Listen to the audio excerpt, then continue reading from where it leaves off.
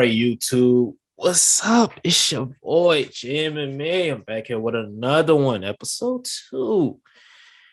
We have the one and only Mr. Chris Barnett in the building. How you doing, Chris? How you doing? How you doing, man? Thanks for having me, sir. No problem, no problem. And I'm gonna just start off with the first question. We're gonna talk about that walkout, man. We're gonna talk about that walkout. What like I know that you do they usually come to y'all and ask y'all, hey, what's your walkout song and everything? So you already had that in so what's the story? I want to know the story. What's the story behind that, man? This lady, her name's Heidi. She runs like the music thing. So you can send her whatever song. They just gotta either get it cleared or do whatever you want. So we were in New York, and I was like, I have to, like, you know what I mean. So at first she almost had that little new rendition of the little Harlem Yeah. Shake. Like, nah. I mean the New York, you know what I mean, Harlem Yeah. Shake.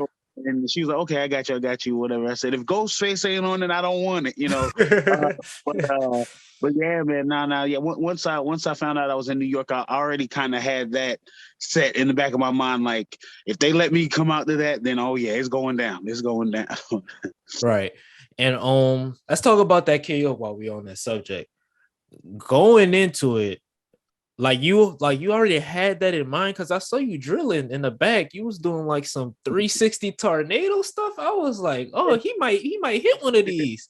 So that flashy KO, that on your mind? Like going it's into it, it?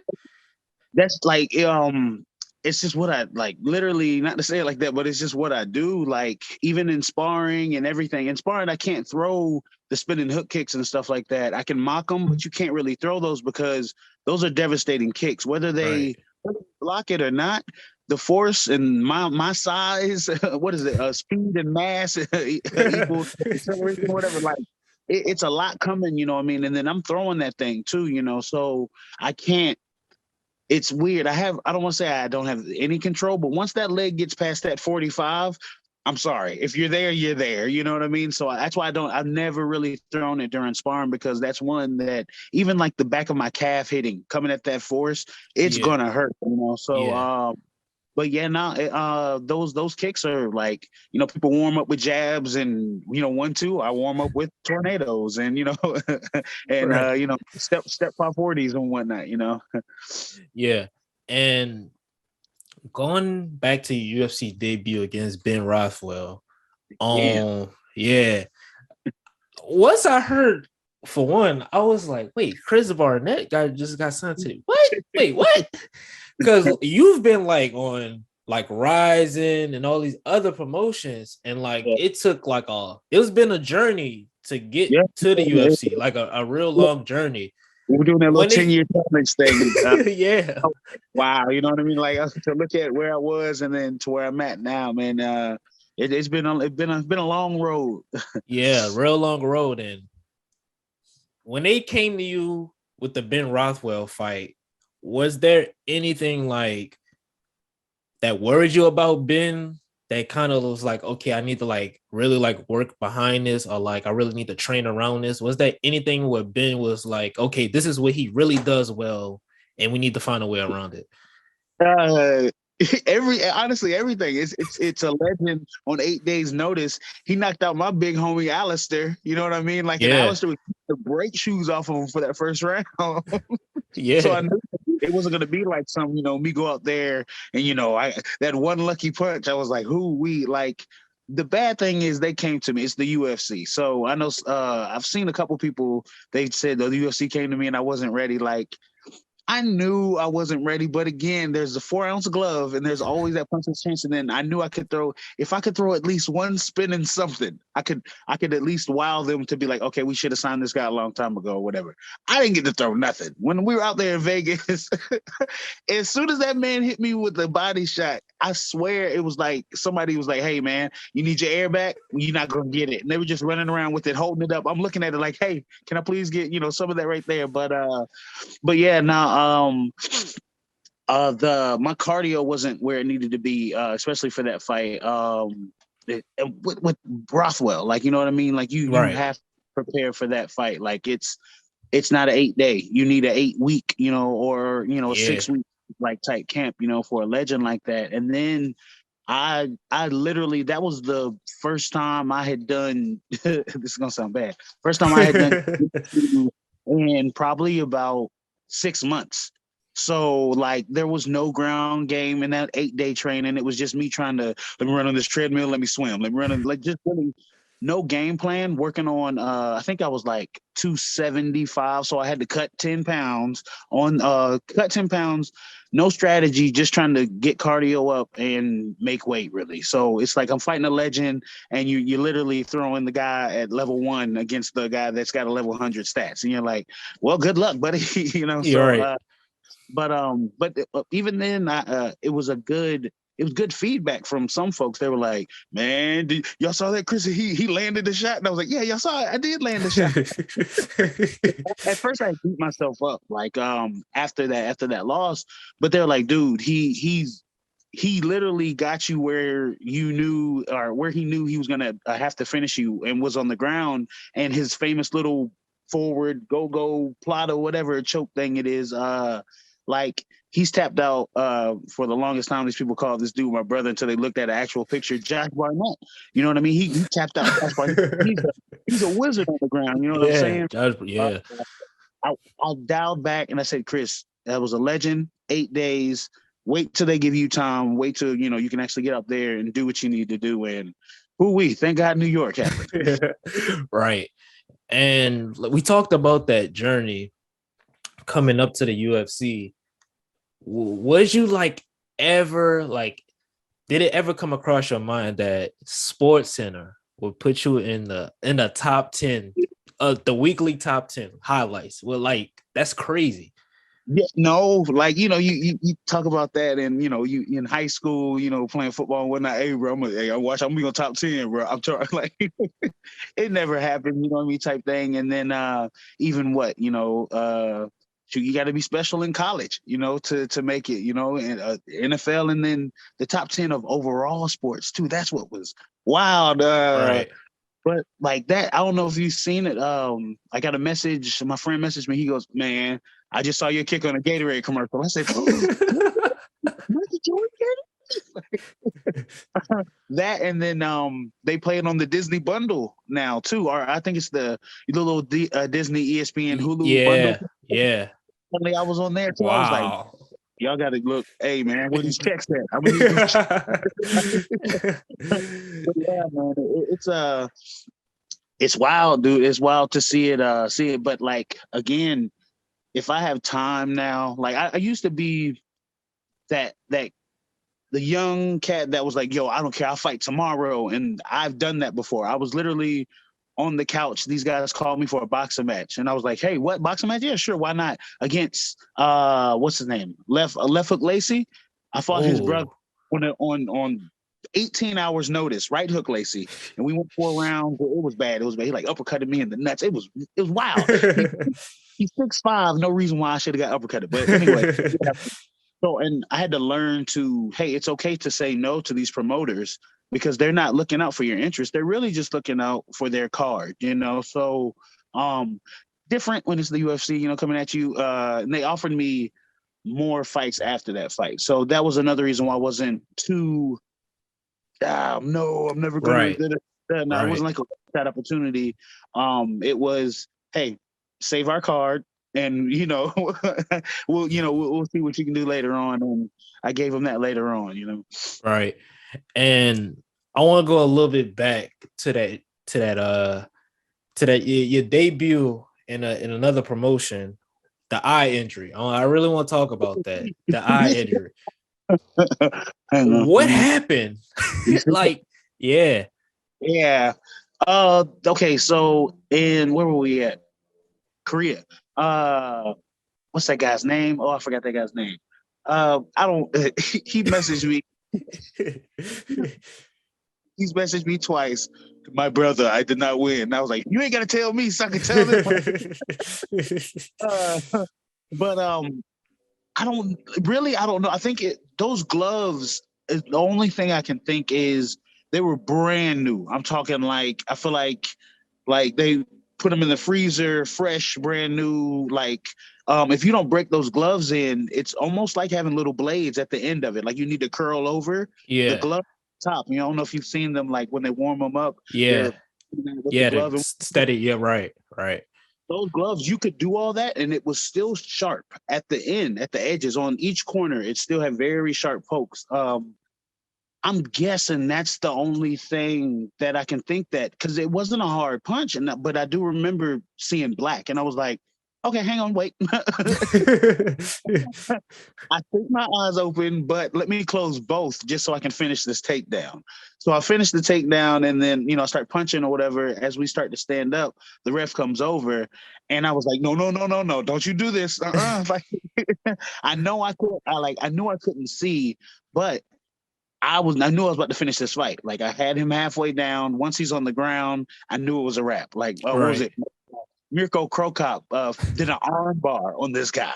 Like, you know what I mean? So You there's can no do so. Right. you know what I mean? Yeah, I had it all planned out too. I was gonna like spin around, do the spin drill, all this other stuff on his head. But yeah, like once they called it and we start walking back to the back, the ref he goes, we're gonna have to make this he won. And I was like, huh? What do you mean he won? And that was another reason why I didn't want to stop the fight, was because I guess their rule is after the first round, whoever's thrown the most punches or something like, or landed the most. And I was like, y'all didn't see I was doing the groundwork I had him on the cage and I punched at least 3 times, But so not only did this freak injury happen from the glove, they're gonna call it a loss also. And I'm like, you know what? Just add insult to injury. You know what? While you at it, throw salt in my eye too. Right.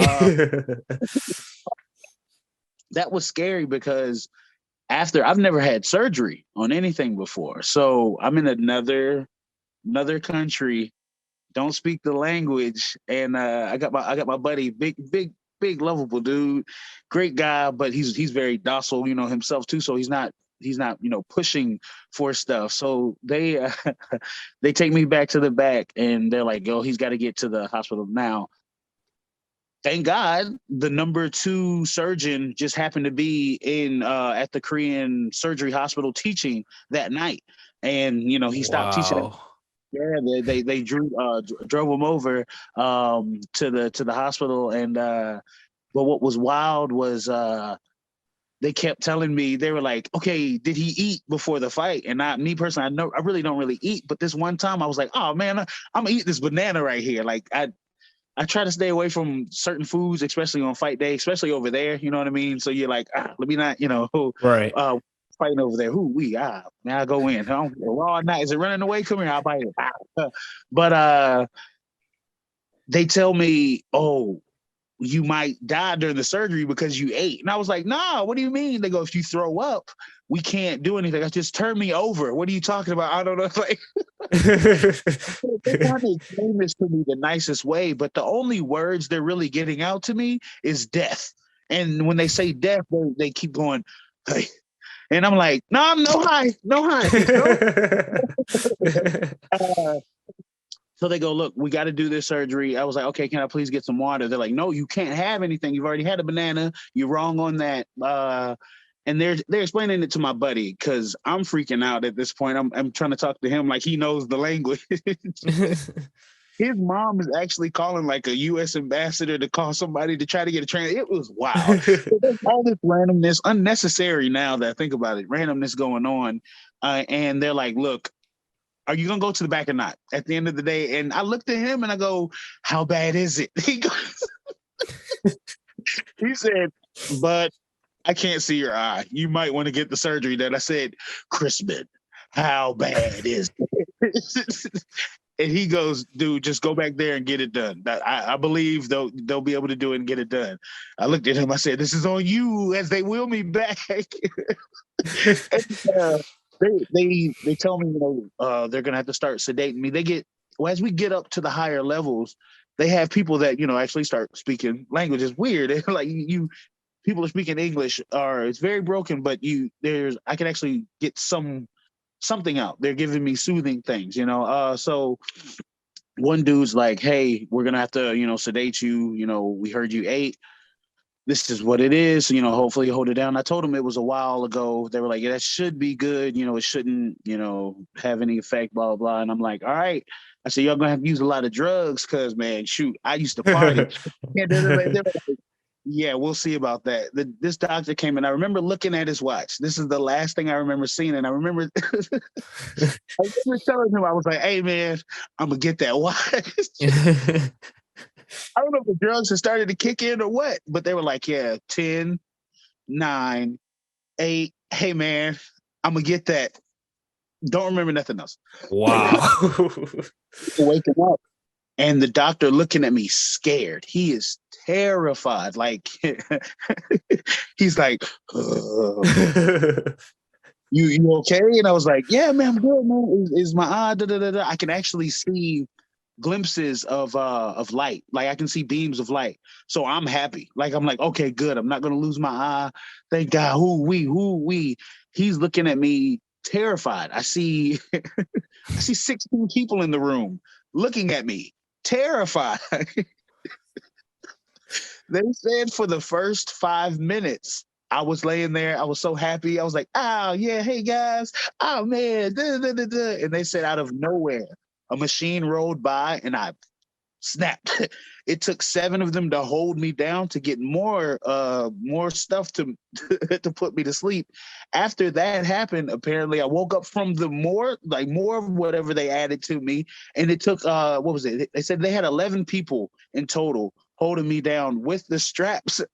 I don't remember none of this. I was like, "Is there any video? Like, y'all should put this online." So yeah, they had like a total of 11 people that had to hold me down just to get the stuff in me, just just to get it started.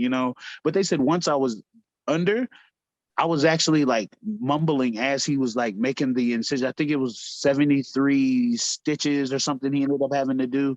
But he said, "Oh, you're such a nice guy when you're you. When you're there, oh my God." Yeah. Yeah, man. That was an eye-opening experience, I'll say. Yeah, and I usually tend for the last question. I like to go food related. And I know you like food. I love Oh, food. Yeah, so you're stuck on an island, right? A boat passes by. The boat allows you to get a lifetime supply oh of your boy. favorite food. What you picking? Okay, hang on. See, here we go. What kind of boat is this, and why are they stopping, and why It's am I a on this island? No, you see, like, it, that guy. I need to know all right. Oh, It's a cruise boat. So it got a okay. lot. It's a variety. It's a buffet on there. So Oh, so so what you picking? Yeah. man, I'm going up top, knocking out the captain and taking the boat now. I am the captain now. Oh, we. And I'm stuck on the island. Is there already what have I been eating on this island? you've Am I been able to finish? eating you've been eating coconut and Oh, like various other little creatures. So you need okay. some you vying for some real food. Ooh, if I'm on an island, see, I'm thinking long term. If I have food, I want food that I'm gonna be able to hunt and fish with also. You know what I mean? So if I go shrimp, but then see shrimp goes bad too quick, can't go chicken, don't want to be stereotypical here. Oh no, man.